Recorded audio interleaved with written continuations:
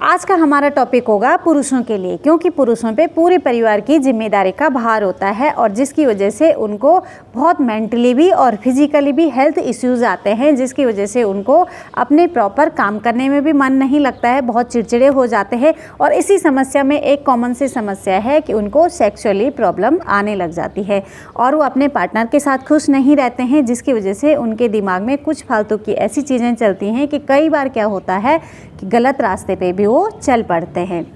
तो आज हमें ऐसे योगासन करने हैं जिनको करने से आपको अपने मेंटली हेल्थ में भी अच्छे सुधार मिलेंगे और फिज़िकली में।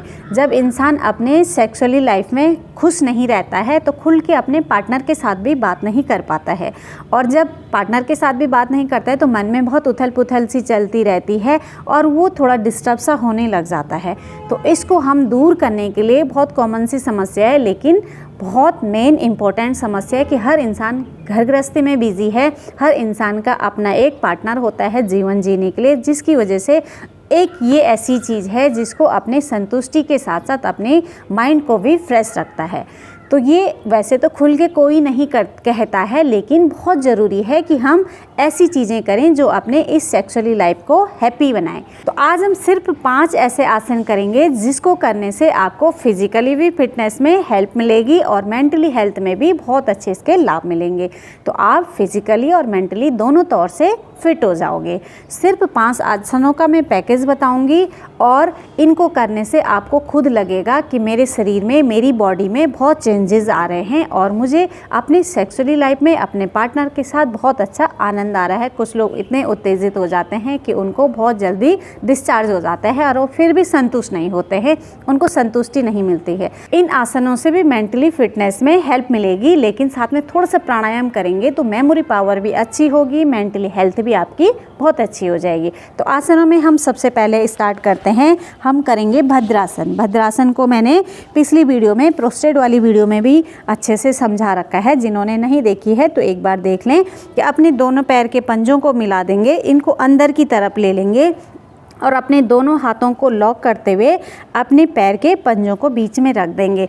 अब हमारी दोनों थाइस खड़ी हो गई हैं, तो इनको हमें क्या करना है, धीरे धीरे करके ज़मीन की तरफ नीचे लेके जाना है। जितना हम नीचे लेके जाएंगे उतने हमारे स्पाइन सीधी हो जाएगी और हमें ध्यान क्या देना है कि अपनी स्पाइन को सीधा करना है और अपनी थाइस को ज़मीन से लगाना है। अब हो सकता है कि जिन्होंने कभी कुछ फिजिकली एक्टिविटीज़ कुछ नहीं करी हैं, मतलब कभी एक्सरसाइज नहीं करे हैं, योगासन नहीं करे हैं, जिम नहीं करा है, तो उनकी बॉडी थोड़ा मसल्स थोड़ा टाइट होती हैं, तो उनको इस तरीके से बैठने में प्रॉब्लम आएगी, उनके पैर इतने ही ऊपर रहेंगे। तो पहले कुछ दिन तो हमें इतना ही धीरे धीरे करके होल्ड करना है और कुछ दिन तक ऐसी प्रैक्टिस करेंगे तो पैर की मसल्स धीरे धीरे फ्री होने लग जाएंगी। अब क्या करेंगे कि जिनको ऐसे में बहुत प्रॉब्लम आ रही है तो पहले तो या तो तकिया से दोनों तकिया नीचे रख दें और फिर अपने हाथों को पीछे की तरफ अपनी कमर की तरफ लेके जाएंगे और धीरे धीरे जब हम कमर की तरफ हाथों को रखेंगे पीछे तो हमें थोड़ा हेल्प मिलेगी और जो अपनी थाइज़ हैं वो धीरे धीरे नीचे जाने लगेंगी। और जब नीचे जाएंगे तो आप खुद फील करो अपनी स्पाइन सीधी हो गई है और स्पाइन सीधी होने के साथ साथ हमारे डायफ्राम और नाभि की दूरी बढ़ गई है। यदि हमारे डायफ्राम और नाभि की दूरी अच्छी रहती है तो हमारे बहुत शरीर में हेल्थ बेनिफिट्स मिलते हैं, क्योंकि अधिकतर लोग इस तरीके से जब कुबड़ रहते हैं, खड़े होते हैं, बैठते हैं तो ऐसे नीचे की तरफ झुके रहते हैं, तो उससे हमें हार्ट की समस्या आती है, फेफड़ों की समस्या आती है, डाइजेशन की समस्या आती है, बहुत हेल्थ इश्यूज़ आते हैं। तो हमें वैसे भी चलते हुए बैठते हुए अपनी स्पाइन को सीधा रखना चाहिए। तो इस तरीके से हमने जब स्पाइन को सीधा रखा, थाइज़ हमारी ऑलरेडी नीचे चली गई हैं। कुछ दिन ऐसी प्रैक्टिस करनी है, जब आपकी थाई की मसल्स फ्री हो जाएंगी तो आप नॉर्मली इस तरीके से भी अपने दोनों थाइस को लेके कमर को सीधी कर सकते हो। ये है भद्रासन।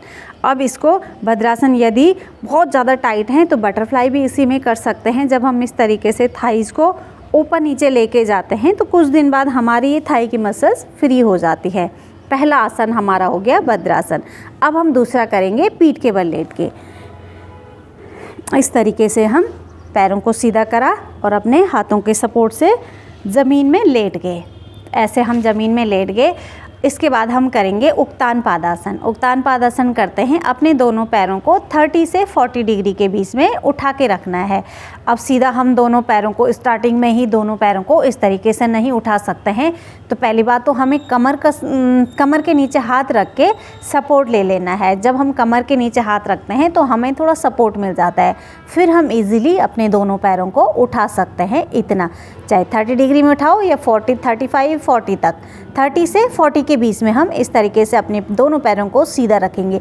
जब आप इस तरीके से होल्ड करोगे तो आप खुद फील करो हमारी कोर के मसल्स में बहुत अच्छा खिंचाव आ रहा है, हमारी कोर की मसल्स स्ट्रांग हो रही है, पेल्विक फ्लोर की मसल्स बहुत स्ट्रांग हो रही हैं। और जब इनमें हलचल पैदा होगी, ब्लड सर्कुलेशन होगा, तो हमारे जो भी डिजीज़ हैं, जो भी हमें प्रॉब्लम्स हैं, उससे छुटकारा मिलेगा और फिर वापस आ जाएंगे। जितना आप रुक सकते हो शुरुआत में उतना रुकें, उसके बाद वापस आएँ। लेकिन सबसे मेन है कि आपको होल्ड करना है। यदि आप होल्ड करोगे तभी उसके फ़ायदे मिलेंगे।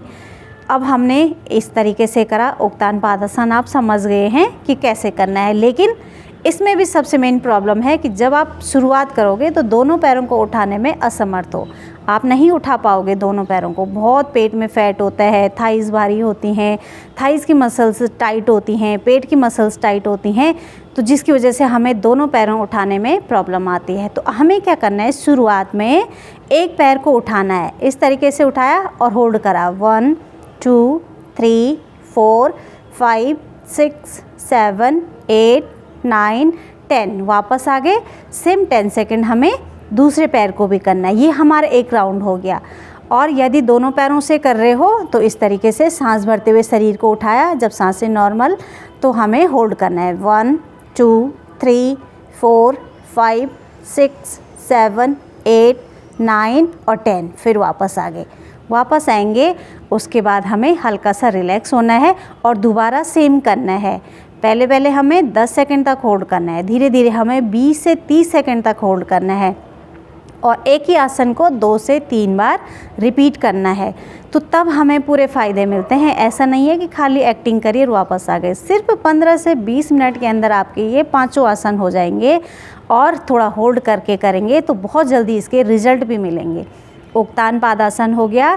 अब हम इसी में करेंगे नौकासन। नौकासन कैसे करते हैं, जिस तरीके से हमने दोनों पैरों को उठाया है उसी तरीके से शोल्डर भी उठाएंगे और पीछे से भी शरीर को उठाएंगे, आगे से भी दोनों पैरों को नाव के जैसे अपने शरीर की आकृति बना देंगे। देखो हमारे कोर मसल्स में, पेट की मसल्स में बहुत अच्छा खिंचाव आ रहा है, जिसकी वजह से आपको क्या होगा कि पेट का फैट भी कम होगा, गैस की समस्या नहीं होगी, प्रोस्टेट की समस्या नहीं होगी और डाइजेशन की समस्या नहीं होगी, और जो अपनी सेक्सुअली प्रॉब्लम है उसमें भी बहुत पॉजिटिव हार्मोन्स रिलीज़ होंगे। तो इसको करने से एक ही आसन से बहुत सारे बेनिफिट्स होते हैं। ये हो गया नौकासन, 3 आसन हमारे कंप्लीट हो गए। इसके बाद हम करेंगे बहुत अच्छा इफ़ेक्टिव आसन, क्योंकि मैंने प्रोस्टेट में भी बताया है कि यदि प्रोस्टेट को ठीक करना है तो कीगल एक्सरसाइज आपको बहुत ज़रूरी है। कीगल एक्सरसाइज को सेतुबंधासन भी बोलते हैं। तो इसके लिए हमें अपने पैरों को अब अंदर की तरफ ले लेना है, हाथों को साइड में अपने पैरों के पास लेके आना है और अपनी बटक को उठाना है। दोनों पैरों में हमने थोड़ा सा गैप दे रखा है, ऐसा नहीं कि चिपका के इस तरीके से करेंगे तो अनकम्फर्ट होता है, हल्का सा गैप देना है अपने शोल्डर के बराबर। तो इस तरीके से हमने अपनी बटक को उठाया। स्टार्टिंग में जब उठाएंगे तो सांस भरेंगे, सांस भरी और जितना हो सके अपने बटक को ऊपर करेंगे, जितनी आपकी कैपेसिटी है, जहाँ तक कैपेसिटी है वहाँ तक। बहुत ज़ोर ज़बरदस्ती नहीं करेंगे, लेकिन जितना इजीली कर सकते हैं उससे थोड़ा सा एक्स्ट्रा करने की कोशिश करेंगे, बहुत ज़्यादा एक्स्ट्रा नहीं, थोड़ा सा। अब जहाँ तक आप जा सकते हो, कंफर्ट हो, वहीं पे होल्ड करेंगे। लेकिन क्या करेंगे, इसमें जो अपने पॉटी वाला और सुसु वाला जो पार्ट होता है, प्राइवेट पार्ट्स होते हैं, उनको हमें अंदर की तरफ खींचना है। जैसे होता है ना कि प्रेशर बन रहा है सुसु पॉटी का और उसको हम रोकने की कोशिश कर रहे हैं, तो वैसे ही करना है, उसको अंदर की तरफ खींचना है। जो हमारा इसको बोलते हैं मूलाधार चक्र जहाँ पे होता है उस पे हमें अपना ध्यान टिकाना है। मूलाधार चक्र होता है जहाँ पे लास्ट हमारी नीचे की तरफ स्पाइन ख़त्म हो रही है, जो हमारा गुदा द्वार होता है वहीं पे मूलाधार चक्र होता है। तो बस उसी पार्ट को हमें अंदर खींच के रखना है और वहीं पे अपना ध्यान लगा के रखना है। जितने सेकंड आप कंफर्ट होके अंदर खींचने में हो सकते हो उतना होए, फिर वापस आ गए। एक सेट हमने कर लिया, दूसरा सेट करेंगे, 3 सेट करेंगे, फिर दोबारा से सांस भरी, ऊपर गए और फिर उसके बाद अपने अंदर की तरफ पूरी मसल्स को अंदर की तरफ खिंचाव दिया, जितना हो सके अंदर की तरफ। होल्ड भी करेंगे इसी में 10 से 20 सेकंड। 1 2 3 4 5 6 7 8 9 10 11 12 13 14 15 16 17 18 19 20। फिर वापस आ जाएंगे सांस छोड़ते हुए। 20 सेकंड तक जब हम होल्ड कर रहे हैं तो कोशिश करें अपने गुदा द्वार को अंदर की तरफ खींचने की। बीच में छूट रहा है कोई दिक्कत नहीं है, उसको फिर से दोबारा अंदर खींचने की कोशिश करो। मतलब इतनी देर अपने गुदा द्वार को टाइट रखने की कोशिश करो। फिर वापस आ गए। 4 योगासन हमारे कंप्लीट हो गए। 5वां आता है शीर्षासन। लेकिन शीर्षासन सभी लोग नहीं कर सकते हैं। जो शुरुआत कर रहा है उसको सीधा बोलेंगे शीर्षासन लगाओ, ये नॉर्मली सभी लोग शीर्षासन को नहीं लगा सकते हैं। उसके लिए थोड़ा प्रैक्टिस की ज़रूरत होती है और जब पुराने हो जाते हैं तभी जाके वो शीर्षासन होता है। बहुत जल्दी ऐसे नहीं कि जोर ज़बरदस्ती में ऐसे कर दिया जो अपने लिए ही परेशानी हो, तो शीर्षासन नहीं कर सकते हैं। तो उसका थोड़ा सा शॉर्ट फॉर्म में मैंने बताऊंगी सर्वांगासन, क्योंकि सभी वही फ़ायदे मिलते हैं जो शीर्षासन के मिलते हैं। और सर्वांगासन थोड़ा इजी भी हो जाता है, सभी लोग इसको कर सकते हैं, लेकिन हाई बीपी वाले नहीं करेंगे। बाकी लोग इसको कर सकते हैं। हार्ट की प्रॉब्लम वाले भी नहीं कर सकते हैं, जिनका रिसेंटली ऑपरेशन हुआ है वो भी नहीं कर सकते हैं। प्रेग्नेंट लेडीज़ हैं वैसे नहीं कर सकते हैं, लेकिन कुछ लोग करते भी हैं, तो बड़ी सावधानी के साथ करें। इस तरीके से हम अब सर्वांगासन करेंगे। तो अपने हाथों को सामने की तरफ नीचे की तरफ रखेंगे, पैरों को पहले ऐसे फोल्ड करा। अब हमें अपने बटक को भी उठाना है, अपने लोअर बॉडी को उठाना है और कंधे के बल पूरे शरीर को हाथों के बल सीधा करना है, उल्टा ही करना है। इस तरीके से अपने पैरों को ऊपर आसमान की तरफ और शरीर को नीचे की तरफ उल्टा ही हमें खड़ा होना है। तो इसमें आप फील करोगे कि जब हमारे पैर ऊपर की तरफ हैं तो पूरा ब्लड का सर्कुलेशन हमारी अपोजिट डायरेक्शन में आ रहा है। पूरा ब्लड सर्कुलेशन हमारे कोर मसल्स में आ रहा है, हमारे पेल्विक फ्लोर में आ रहा है, हमारे हार्ट की तरफ आ रहा है, फेफड़ों की तरफ आ रहा है, फेस के ऊपर आ रहा है, सर की तरफ आ रहा है, जिसकी वजह से हमारे सर से संबंधित परेशानियां, जो हमारे माइग्रेन है, चिंता है, टेंशन है, जो भी मेंटली तौर से परेशानियां हैं, सब ठीक होती हैं। बालों की समस्या ठीक होती है। फेस के लिए बहुत अच्छा है, जो फेस में ग्लो लाने के लिए सर्वांगासन बहुत अच्छा आसन है। थायराइड के लिए बहुत अच्छा आसन है, हार्ट फेफड़ों के लिए अच्छा है।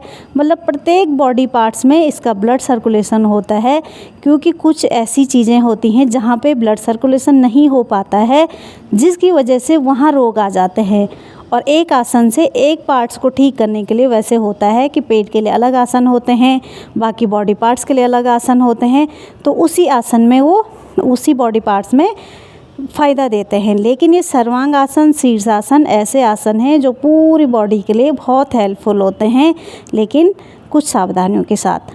अब जब हम वापस आते हैं तो पहले पैरों को पीछे की तरफ लेके जाते हैं और धीरे धीरे से अपने बटक को नीचे रखते हैं और अपने बॉडी को नीचे की तरफ सीधा करते हैं।